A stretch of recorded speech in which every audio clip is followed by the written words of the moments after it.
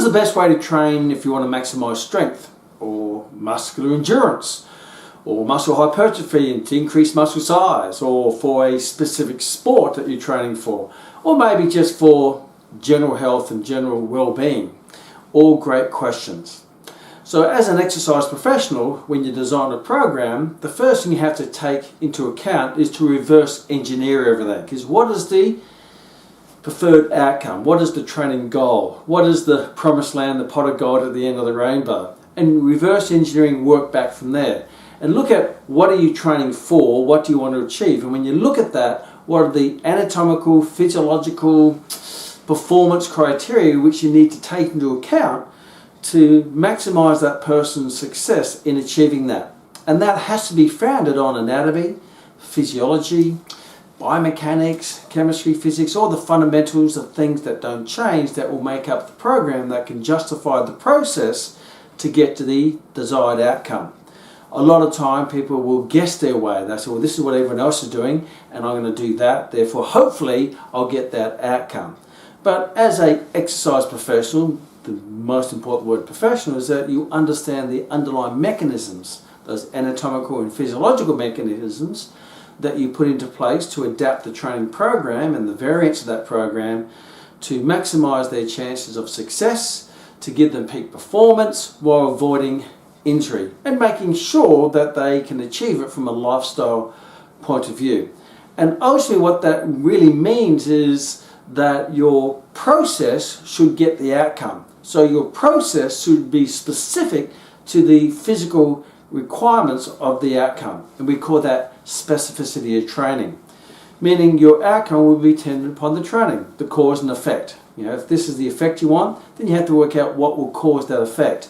If I want to get fitter, what is the cause that will make me fitter? If my effect is I want to increase strength, then what will be the cause, anatomical, physiological, that will maximize my chances of getting stronger or putting on muscle size or maximizing my sporting performance. And that is the topic of today's Kmax, is to make sure that you understand the specificity of training principles so that your client can engage you to design a program that will guarantee that they get their best performance, their best outcome, achieve their goals in the safest, most effective and efficient way. Specificity of training. I remember in my last 3 years at school, my third last year, I used to play rugby union, and I was a very good athlete. I was very good at rugby union. I was very fit at rugby union. Then I went to a new school and I decided to have a year off from rugby union, and I participated and competed in basketball because I fell in love with it. And what I found, I couldn't believe how hard it was. I thought, geez, I'm really fit in rugby union, and I went and played basketball and I was just huffing and puffing and burning, and I couldn't believe the intensity and the speed and the change of direction. And it was really an awakening of, even though I was really fit in rugby union, I thought that fitness would transfer directly over to basketball, because I thought basketball was a easier sport when it comes to fitness. But what I found, it was harder but in a different way. Then the next year, the school coach found out that I was a footballer, and he decided to recruit me and take me into the football team. But this time it was rugby league. And what I found, that was damn hard too. And what I discovered is that irrespective of the sport, each sport has its specific fitness that it requires to perform at that top level. So yes, there's going to be transfer of fitness from one to the other. However, it's not going to be a direct transfer, because each one has a different intensity, work to rest ratio, a different frequency, a different agility, different stabilizers. And that was quite an awakening for me when I was going to school, thinking if I'm fit, then I can play all sports. And certainly fit will have a transfer into all sports. However, each sport has a specific fitness that is specific to that sport. For example, if I was really fit in swimming, doesn't mean I'm going to be a great runner. Yes, getting fit in swimming will increase my cardiovascular fitness, but it's not going to prepare me for the weight-bearing activity, the impact on the joints, the stabilizers, the upright position, as if I went and did running training. So depending on what your goal is, it's important to understand that if that's your goal, then you have to make your training as specific to that goal as possible. For example, if you're playing a specific sport, if you want to get better at swimming, swim. If you want to get better at running, run. If you want to get better at playing basketball, play basketball. And yes, in the off season, it's good to cross train. And some of you and some of your clients, they just want good general fitness. So it's not as vital when it comes to specificity. You just want a general fitness covering all the different areas. So from a sports conditioning point of view, when you're looking at strength training or doing a supplementary training, whether it be strength training, cardiovascular training, you want to take into consideration the sport, the anatomy of the sports, the biomechanics of the sport, the stabilizers that's been used, the muscles that's been used, what energy system is used, whether it's phosphate, is it lactate, is it aerobic, or is it a combination of all of those? And if there is a combination of those, what is the work to rest ratio over duration of time and the frequency? So you have to take all those into consideration when you're designing a exercise program. And then you also have to consider, if I design this supplementary strength and conditioning program, is it better for them to do that or just to play more of the sport? And my philosophy in my journey as a strength and conditioning coach is do on the field, on the pool, on the court, on the whatever it might be, what's best done in there, and do in the gym what you can't do in the pool. Do in the pool that you can't do in the gym, and do in the gym what you can't do in the pool. And what you can't do in the pool is you can't take a muscle to that very high level of muscular tension and make it fatigue within 5 to 10 seconds, which is really activating your fast twitch muscle fibers, developing high amounts of motor unit recruitment, high amounts of muscle tension that's going to develop strength in a very effective and efficient way. Because it's very hard to hop in a pool and go, okay, I'm going to do 5 strokes and be fatigued. 1, 2, 3, 4, I can't do any more. Because you can always do more because the load is set. And that set load is a low load, whether it be your body weight, or whether it be stroking through the pool, or whether it be throwing a football, or whatever it might be. Where in the gym you can actually control the load, and you can increase the load in a safe way, in a controlled movement, where you can control the load and force placed on the muscle, so you can control what muscle fibers it activates and how many motor units that it recruits in that movement pattern. So ideally, if you're looking at strength training is best done in the gym because there's very few sports that express that high level of force in the sport itself. So getting stronger in the gym is going to have a transfer over and stabilizing the joints and reducing injury, and more strength orientated sport that's going to have a greater crossover.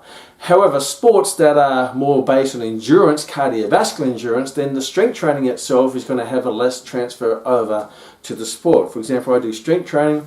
It's not going to have a high effect on my performance in marathon running.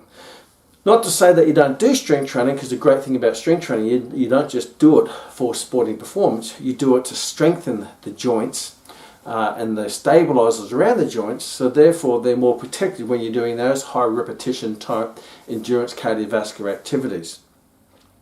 So you have to consider is the sport or the activity where you're training for, and what's the best thing to do in the gym or in your strength and conditioning. And then you have to ask that question, is it just better doing more running or playing more tennis or doing more judo or doing more wrestling or doing more football?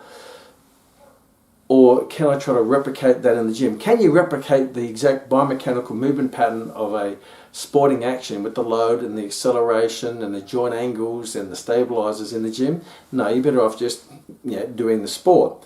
But what you can do in the gym is that you can work the muscles that are activated in the sporting action, and you can work them in a controlled movement pattern, such as a good basic strength compound exercise, and I can put a lot of load on that to express high amounts of force through that muscle to strengthen the muscle, strengthen the tendon, strengthen the joint, and that will have some transfer in performance as well as reduction in injury from that repetitive type performance activities that you're doing. So when you're going in the gym, strength training, let's have a look at strength training. Now obviously strength is basically the ultimate measurement of strength is what we call maximal voluntary contraction, MVC, and you'd measure that in the gym by doing a 1 RM, a 1 repetition max. It means I'll put the weight on the bench press or the squat or whatever the exercise is, and I put the weight so I can only lift 1 repetition. I can't do 2 even if I wanted to. So that's my maximum amount of force expressed through the muscle in one repetition. And that's the ultimate measurement of strength. And that's measuring the maximal force generated in the phosphate energy system. Now, the phosphate energy system, as I discussed in previous Kmaxes, is that first 10 seconds of high force output where you're using ATP, CP, adenosine triphosphate and creatine phosphate as a source of energy. That runs out fairly quickly within 10 seconds, and that the next energy system that you start to recruit or start to activate is the lactate energy system, and that's going more into what we call muscular endurance. So strength is normally in that phosphate energy system, activating fast-twitch muscle fibers to express maximum amounts of force in short periods of time. And that is in that first 10 seconds of high intense activity. So therefore, if you're going to replicate that in the gym, you're going to be doing repetitions between 1 and around about 6 repetitions around about. 1 and 6. How long it takes you to do 6 is probably around 10 seconds. Now, the more repetitions you do means the weight's going to be reduced. Therefore, now you're going into the lactate energy system, which is from anywhere from 10 seconds up to around about 2 minutes, give or take. So now you're going into the lactate energy system and you start to access glycogen in the muscles, and you break that glycogen down, what we anaerobically means without the presence of oxygen, called anaerobic glycolysis, and that releases energy to try to rebuild the ATP so it can keep generating force at a lower rate with a lower load for a longer period of time. Now that works without the presence of oxygen, and you can do that for up to 1.5 to 2 minutes before you start to burn. You feel the burn, and that burn is the build-up of lactic acid in the cells of the muscle that pushes up against the nerve endings. That gives you that sensation of burn or pain, and also it's that build-up of lactic acid that eventually overbears you and you cannot necessarily do another muscle contraction, because it inhibits the cross bridges from the myosin filaments to the actin filaments. According to the sliding filament theory, you're not going to get into that, and therefore all of a sudden you get jelly legs and you can't lift the weight anymore because you feel jelly, and that means you're going into that endurance and you fatigue into that endurance sector of the lactate energy system. If you can keep going, then basically what you're doing is going into the aerobic energy system, because you're replacing the energy aerobically using oxygen to continue that performance. But today's session we're going to talk about more the phosphate and the lactate and the repetitions. So repetitions for the phosphate, for strength development, is going to be in that 10-second range of 1 to 6 repetitions, and then every repetition you do above that means you're going to lift a lighter load for a longer period of time, is you're taking yourself into the lactate energy system, and some people call that muscular endurance. I like to call it lactate endurance because that's the system that it's used.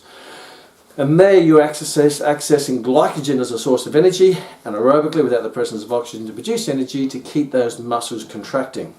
Now, the more repetitions you do, the less effect it's going to have on your strength gains. I remember reading a study many years ago. They looked at groups doing 5 reps, 10 reps, 15 reps and 20 reps.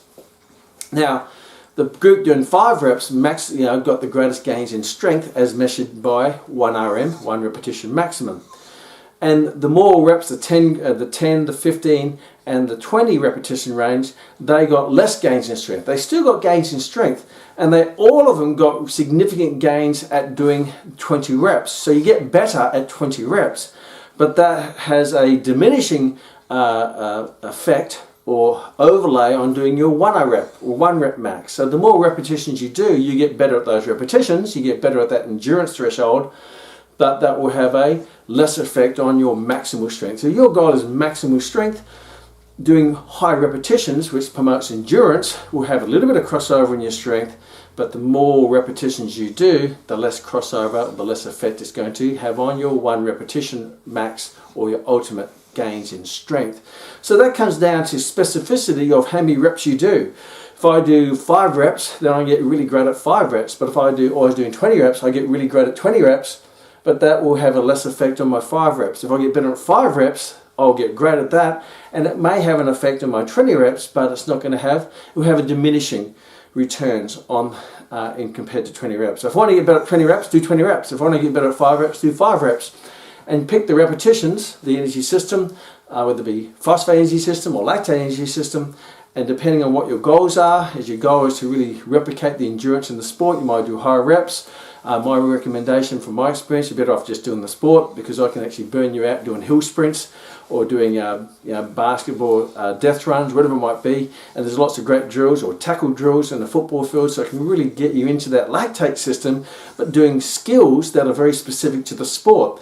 Therefore, not only do I activate the lactate energy system in endurance, but I activate it with specifically to the biomechanical movement, the joint movements, the muscle activations, the stabilizers, the impact of maybe tackling, whatever it might be, rather than trying to go in the gym and just do 20 reps.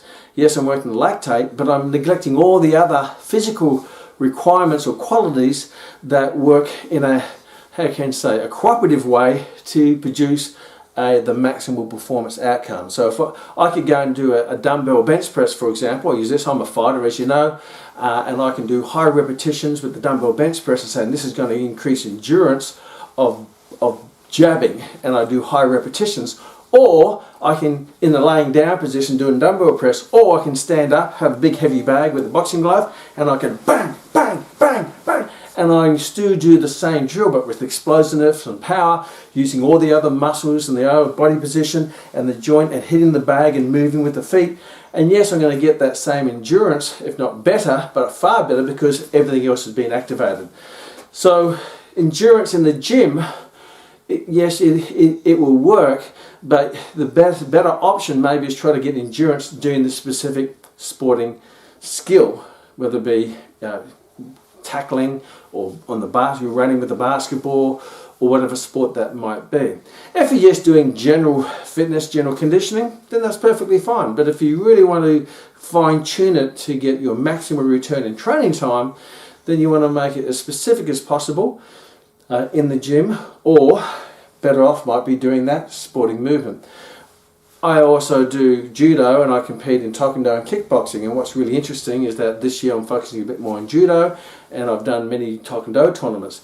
And even though they're both martial arts, the physical requirement for judo is so different and so demanding in a different way, not a harder way, just a different way, than it was from taekwondo. So my physical drills when I was doing taekwondo, I would do lots of bag work and speed work and footwork, and I'd still burn myself out in that 30 seconds to 1 minute doing specific kicking drills or punching drills with high intensity and speed and high intensity, rather than trying to get that intensity by doing weight training. And on my weight training, I just do strength work. I do my endurance work doing sport specific fighting drills for taekwondo. But now I'm doing judo, which is very different. It's not grappling, it's not impact, you're throwing, wrestling, choking, arm barring.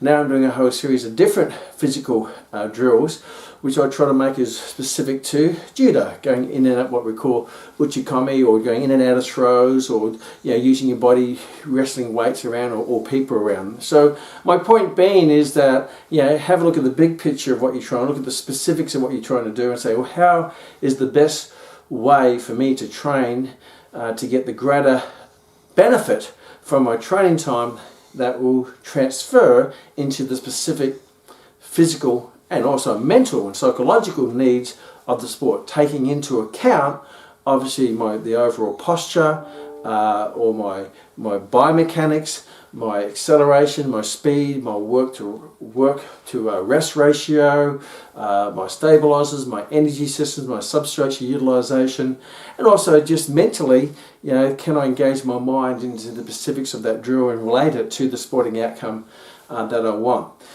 Remember another study which I actually did back at Southern Cross University, where I actually studied the benefits of doing normal weight training, 6RM weight training, versus doing what we call super slow weight training, where one group did 6 repetitions, normal weight training, which is really strength development, traditional weight training, and they'd got another group to do 6RM, but they did slow controlled movement, 5 seconds down, 5 seconds up. And what's quite amazing is a 10-week study, and my main goal was looking at which one is going to be better for muscle hypertrophy, but I also measured strength, and they were experienced lifters. So what I found is the group that did the 6RM, they got stronger in their 1RM, and they actually put on muscle size because they got stronger. The group that did the 6RM, but it was super slow, if you think it's 5 seconds up, 5 seconds down. So if we do the numbers, 6 repetitions, up, down, so even if it's 2 seconds per rep, that's 12 seconds. So I'm well and truly within that fast twitch muscle activation. I'm well and truly within the phosphate energy system. So I'm really focusing on strength, and as you already know, there is a relationship between strength and muscle size. So if you want to get bigger, you have to get stronger. Initially, in strength training, your strength gains will be through neurological adaptations, but once they have plateaued off after about 3 months of consistent quality strength training, then any further increases in strength would tend to be more related to an increase in muscle size. It won't be a direct relationship, but there is a relationship there. Even my little puppy dog down here agrees. This is Brutus. He's got, yes, Kman. So that group were doing pure strength training, which also would have a byproduct of increasing muscle size. And they actually did. They increased their strength and they increased their muscle size. The other group where I did the super slow training, they actually got stronger in their super slow training. So the weight style lifting for the 6 RMs, 5 seconds down, 5 seconds up. And if you look at it, 5 seconds down, 5 seconds up, that's 10 seconds per rep across 6 reps. So that's 60 seconds. This group were in the 10-second range.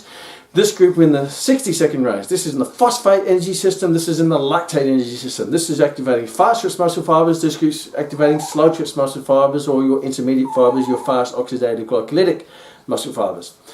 This group's using ATP, CP, adenosine triphosphate, creatine phosphate as a source of energy. This group is using glycogen. So they're very different.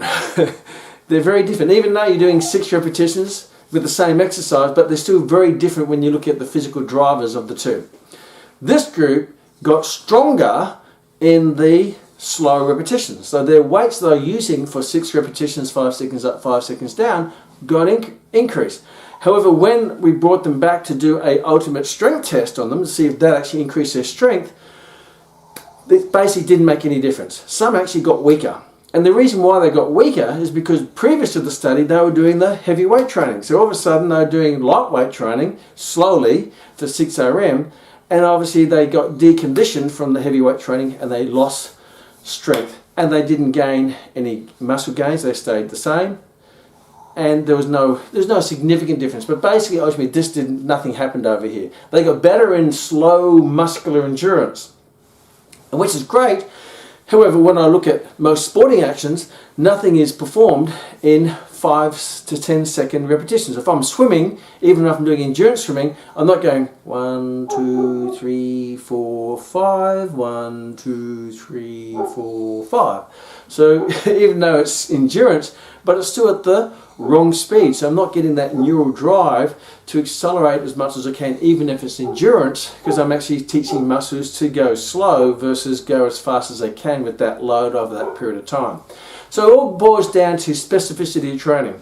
So to wrap up, yes, look at the outcome. Now for general population, you may mix it up, because they're just training for general conditioning. But you want to implement strength and endurance. What I found, the best way to develop strength is to do core strength training. And the endurance is the best way to get endurance specific to the sport is actually go and do the sport, because you can actually fatigue someone doing the sport in that time frame of 1 to 2 minutes. But it's very hard to fatigue someone to what we call failure, or where you can't lift the weight anymore.